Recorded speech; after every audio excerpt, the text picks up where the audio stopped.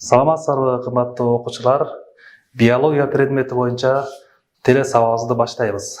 Бүгүнкү сабагыбыздын темасы өсүмдүк органдарынын клеткалык түзүлүшү жана клетканын курамы. Бүгүнкү сабагыбыздын жүрүшүндө өсүмдүк клеткасынын түзүлүшү, клетканын курамы жана анын ички кубаты, өсүмдүк менен жаныбарлардын клеткасынын окшоштугу жана айырмачылыгы, клетканын органоидтери боюнча маалымат алабыз. Клетка бардык тирүү организмдердин эң кичине бирдиги. Клеткасыз өсүп өрчүү, жетилүү, бөлүнүү жана зат алмашуу процесси жүрбөйт. Өсүмдүк клеткасынын алгачкылардан болуп, англиялык окумуштуу 1662 жылы Роберт Кук ачкан. Роберт Кук өзүнүн жасаган микроскопунун жардамы менен өсүмдүктүн эң майда бөлүкчөсүн микроскопунан карап, ошол клетка деп атаган. Клетканын түзүлүшү, клетканын эң ортосуна жайгашкан ядро бөлүкчөсү чоң кызмат аткарат.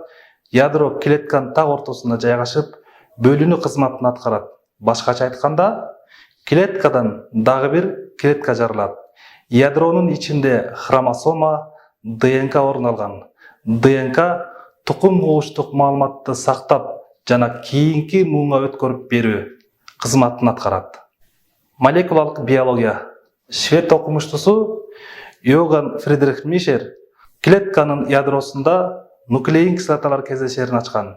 Кийин аны дезоксирбио нуклеин кислотасы же болбосо биз баарыбыз маалымат алып жүргөндөй ДНК деп атаган.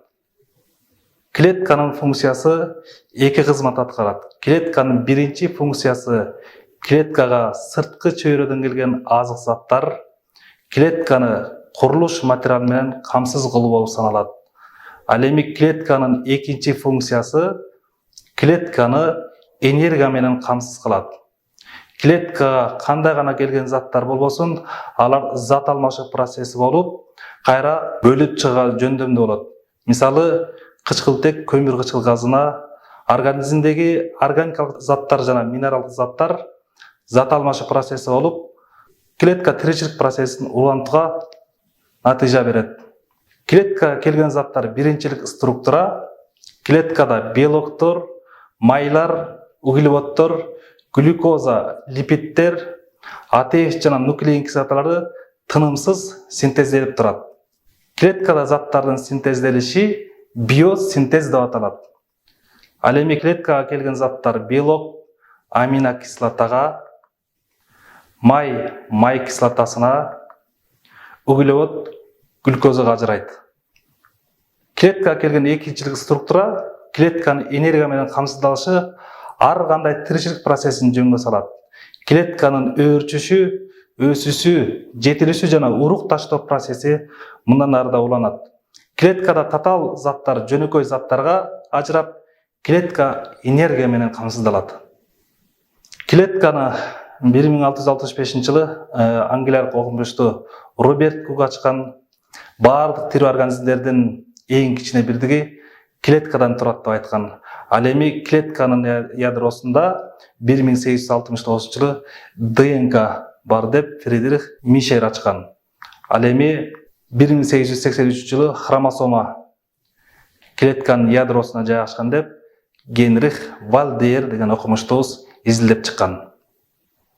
Клетканын 6 органоидтери бар. 6 органоид өзүнө тийиштүү кызматтарды аткарат. Клетканын эң негизги кызмат аткарган ядро, ядронун ичинде ядрочо, ядрочонун ичинде 6 органоид жайгашкан. Митохондрия, рибосома, лизосома, Голджи комплекси, эндоплазмалык торчо, клеткалык борбор. Мына ошол клеткалык органоидтердин өзүнө тийиштүү функциялары бар. Клетканын органоидтердин функциясы: митохондрия клетканы энергия менен камсыз кылат. Митохондрияда АТФ синтезделет. Ал эми рибосомада татаал органикалык зат белок синтезделет. Голджи аппараты заттарды ыйлакча түрүндө топтоо жана клетканы азык запасы менен камсыз кылуу кызматын аткарат. Ал эми лизосома клеткадагы татаал органикалык заттарды ээритүү, лизосоманын курамында ферменттер бар. ошонун жардамы менен клеткага келген заттарды эритет жана синтездөөгө катышат. Голжи аппараты эндоплазмалык торчодо заттар бир жерден экинчи жерге жылдырып ташуу кызматты аткарат. Мындайча айтканда, транспорттук кызматты аткарат. Ал эми клеткалык борбор клетканын бөлүнүү кызматты аткарат. Натыйжада жаңы клетка пайда болот. Пластидалар. Өсүмдүк жалбырагында 3 түрдүү пластида бар. Хлоропласт бул жашыл түстөгү пластида, хромопласт кызгылт сары түстөгү пластида, ал эми лейкопласт түссүз. Жалбырак жерге саргайып түшкөндө түсү түссүз болот. Жалбырак эмне үчүн жашыл болот? Жалбыракта фотосинтез процесси жүрөт. Бул процесс абаны кычкылтек менен камсыз кылат. Жашыл өсүмдүктөр көмүр кычкыл газын өзүнө сиңирип алып, абага кычкылтекти бөлүп чыгарат. Ошондуктан жашыл өсүмдүктөр жердин өпкөсү деп айтылат. Эмне үчүн күзүндө жалбырактар саргайат? Себеби жалбыракта жашыл жана сары түс берүүчү пигмент болот. Күндүн нуру алыстаганда пигментке жылуулук жакшы жетпей, жалбырак саргайып түшө баштайт. Фотосинтез процессин 1771 жылы англиялык окумушту Джозеф Пристли фотосинтез процессин ачкан. Джозеф Пристли өзүнүн эмгегинде, өзүнүн тажрыйбасында 2 колбачага чычканды салган. Бирисине өсүмдүктөрдү салып, экинчи колбачага өсүмдүктөрдү салбай эле тажрыйба жүргүзгөн. Натыйжада 3 сааттан кийин өсүмдүк салынбаган колбачада чычкан өлүмгө душар болгон. Мунун себеби Джозеф Пристлинин тажрыйбасында өсүмдүктөн кычкылтек бөлүп чыгарганы менен белгиленет.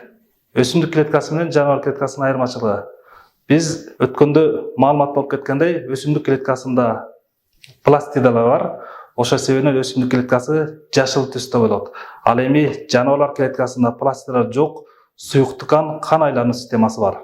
Клетка бул бөлүнүүгө жана айлана чөйрө менен алмашууга жөндөмдүү тирүү организмдердин структуралык функционалдык бирдиги болуп саналат.